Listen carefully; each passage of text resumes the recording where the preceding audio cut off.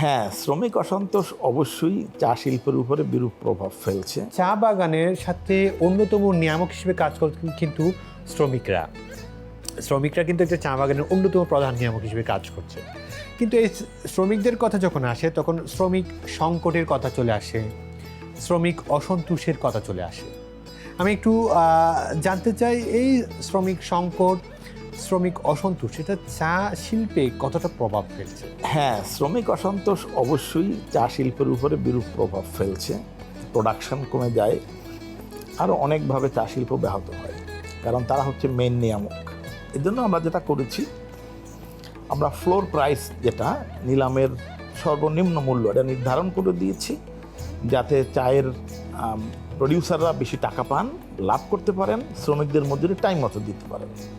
এবং 2025 সাল হচ্ছে এর বাস্তব উদাহরণ। এখানে শ্রমিক অসন্তোষ অনেক কম হয়েছে।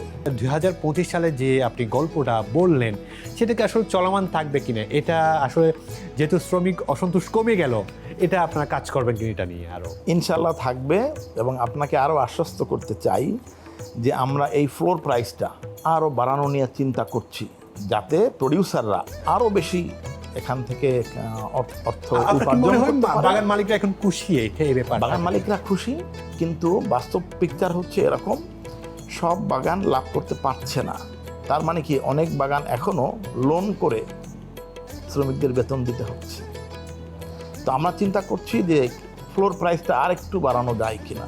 আরেকটু বাড়ানো গেলে ম্যাক্সিমাম বাগান যখন প্রফিটে চলে আসবে, তখন তারা টাইম মতো মজুরি পরিশোধ করতে পারবে, শ্রমিক অসন্তোষ কম হবে, শ্রমিক সংকট কম হবে।